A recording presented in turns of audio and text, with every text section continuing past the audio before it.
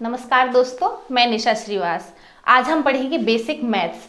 Maths जो है पूरा चिन्हों का खेल है। जैसे कि मैथ्स में जोड़ना, घटाना और गुणा भाग, इनमें बदलाव कैसे होता है। मान लीजिए कोई संख्या ऋण की है तो आंसर धन में कैसे आता है, धन की है तो आंसर ऋण में कैसे आता है, और ऋण की है तो आंसर ऋण में कैसे आता है। मान लीजिए गुणा है तो बट्टे में कैसे जाता है, और बटा है, भाग है जैसे, तो गुणा में कैसे आता है। इन सभी में बदलाव कैसे होता है, इस विषय में आज हम जानकारी लेते हैं।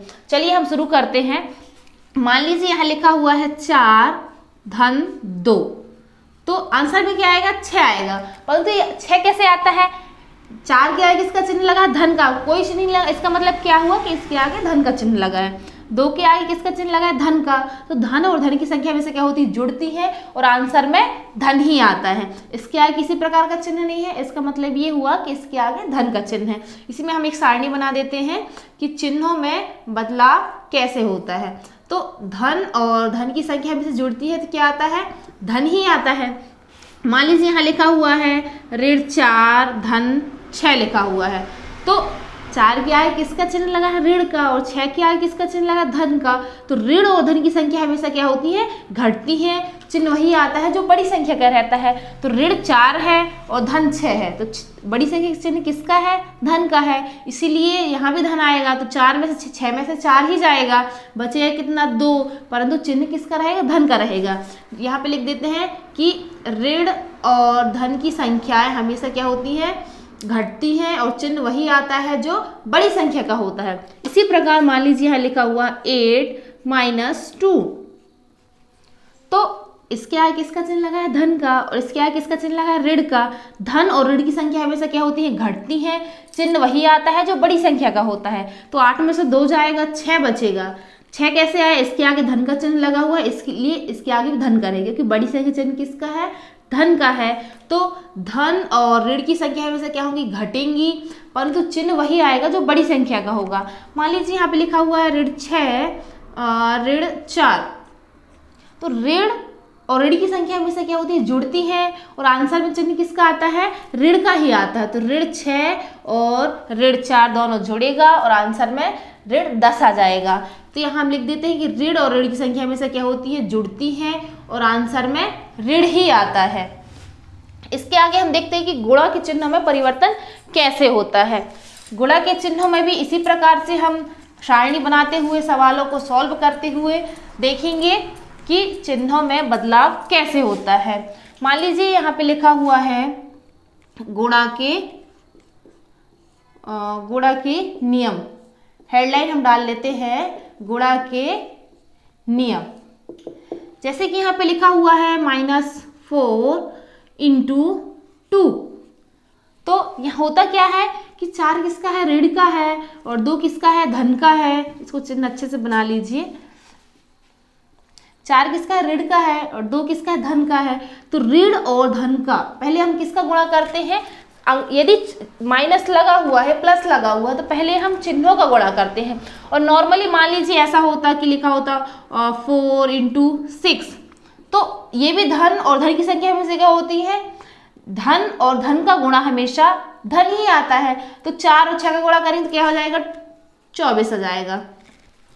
अब मान लीजिए यहाँ पे लिखा हुआ है ऋण, और इसके आगे किसी प्रकार का चिन्ह नहीं है, इसलिए यहाँ क्या आ जाएगा कि यहाँ पे ऑलरेडी धन है। तो पहले हम चिन्हों का गुणा करते हैं। तो ऋण और धन का जब गुणा होता है तो ऋण ही आता है, और 4 और 2 का गुणा करेंगे तो 8 आ जाएगा। यहाँ भी एक सारणी बना देते हैं हम। जैसे यहाँ लिखा हुआ ऋण, और जब धन का गुणा करते हैं हम तो आंसर में चिन्ह किसका आता है, ऋण का आता है। अब इसके आगे किसी प्रकार का चिन्ह नहीं था, मतलब धन, और इसके आगे किसी प्रकार का चिन्ह नहीं था, मतलब ये भी धन। तो धन और जब धन का गुणा करते हैं तो आंसर में धन ही आता है। इसको गोला कर लीजिए, अच्छा दिखेगा। अब मान लीजिए यहाँ लिखा हुआ है 5 -5 × -3, ये हो गया। इसके आगे भी ऋण, इसके आगे भी ऋण। पहले हम किसका गुणा करते हैं, चिन्हों का। तो ऋण और ऋण का गुणा हमेशा क्या होता है, धन होता है। यहाँ धन लगाने की जरूरत नहीं रहती है, क्योंकि यदि किसी प्रकार का चिन्ह उसका मतलब ऑलरेडी वो धन में है।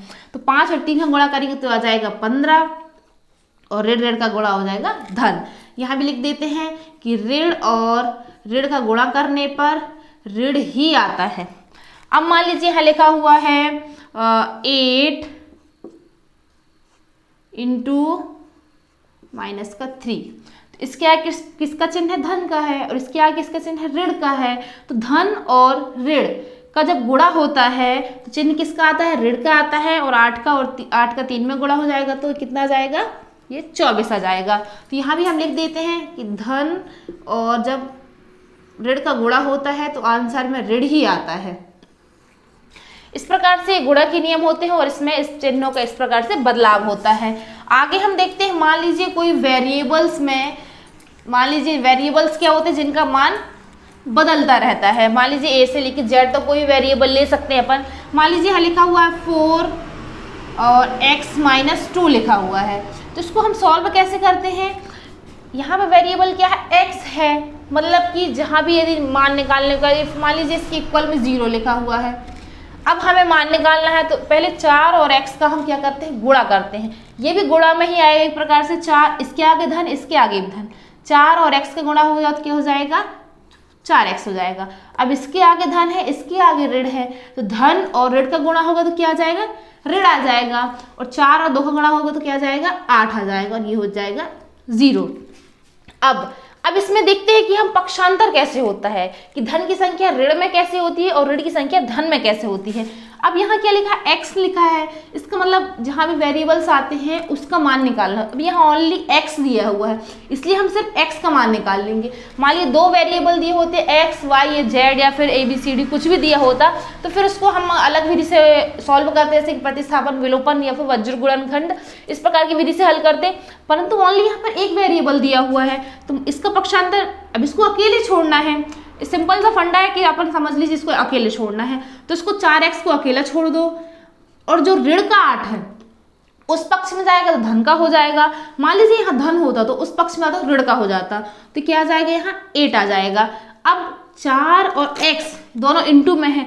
अब देखिए यहाँ क्या होता है, ये इंटू है, इंटू का जब पक्षांतर होता है तो वो भाग में आ जाता है। और यहाँ क्या हुआ था?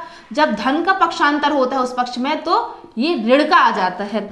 ये धन का होगा तो ऋण का आएगा, और मान लीजिए यहाँ ऋण का होगा तो धन का आ जाएगा। यहाँ ऐसा लिख लीजिए आप, जब ऋण का पक्षांतर उस पक्ष में होता है तो धन का आता है। और ये 4 और x इन दोनों के बीच में क्या हो रहा है? किसी प्रकार का चिन्ह नहीं है।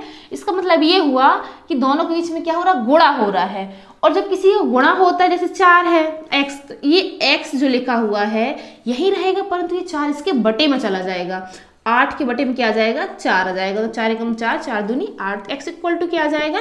2 आ जाएगा। देखिए ये हम एक सवाल समझे हैं। अब इसका दूसरा उदाहरण ले लेते हैं। मान लीजिए यहाँ पे लिखा हुआ है 5y माइनस का 5y प्लस 3 लिखा हुआ है, इक्वल मान लीजिए 0 लिखा हुआ है। यदि इस प्रकार कोई सवाल दिखता है, इसका मतलब ये होता है एक वेरिएबल है, मतलब उसका ही मान निकालना है। जैसे कि यहाँ लिखा -5 और प्लस का y, तो हम किसका मान निकालें? y का। तो y का मान निकालने का सबसे पहले एक मेथड है कि उसको अकेला छोड़ दो, सारे को पक्षांतर कर दो और उसको अकेला छोड़ दो।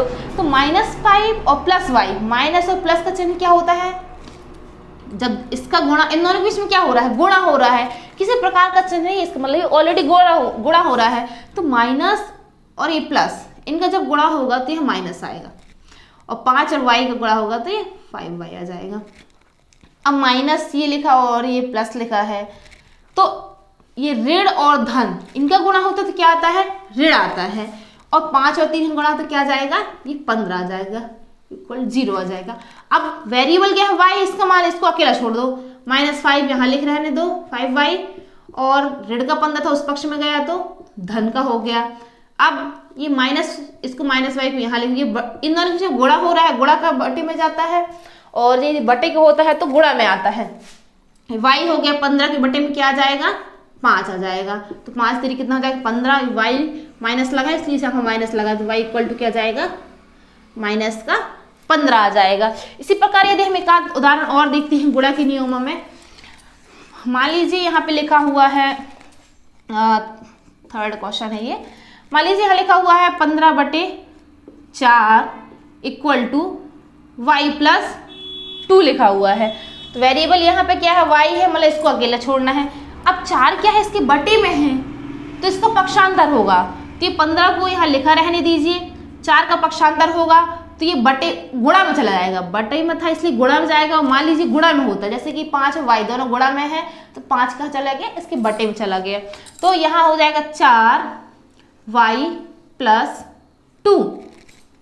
अब 4 का इस पूरे में गुणा होगा तो ये लिखा गया है 15 लिखा हुआ है और 4y + 2 लिखा हुआ है। तो 4 धन का है, y भी धन का है, इसका गुणा मतलब धन और धन का गुणा धन ही होता है, लगाने की जरूरत नहीं रहती है। 4 और y, ये 4y हो गया। अब धन धन का गुणा क्या हो जाएगा, धन आ जाएगा, 4 और 2 का गुणा क्या हो जाएगा, 8 हो जाएगा। अब यहाँ y सेम इनके जैसे बन गया है, तो हम y को अकेला छोड़ेंगे, बाकी का पक्षांतर करेंगे। तो ये 15, 8 का पक्षांतर इस साइड कर दीजिए। अब देखिए यहाँ क्या लिखो, 8 किसका, धन का है, पक्षांतर करेंगे तो ऋण का हो जाएगा। मतलब जब धन का पक्षांतर होता है तो क्या आता है, ऋण आता है। तो 15 माइनस क्या हो जाएगा, 8, और यहाँ क्या जाएगा, 4y आ जाएगा। तो 15 में से 8 जाएंगे, कितना बचेगा, 5 बचेगा।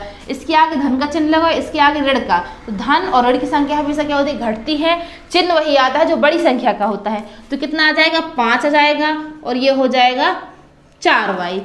अब 4 किसके इंटू में है तो यहाँ क्या आ जाए, बटे में, तो ये हो जाएगा 5/4 हो जाएगा, y = 5/4 आ जाएगा।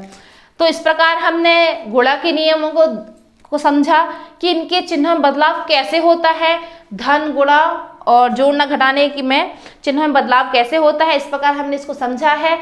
तो आगे हम शुरू करेंगे दूसरा टॉपिक। यदि आपको हमारी वीडियो पसंद आई हो तो आप हमें लाइक कीजिए, सब्सक्राइब कीजिए, कमेंट कीजिए, और यदि कुछ समझ में नया आया हो तो आप कमेंट में ज़रूर बताइए। धन्यवाद।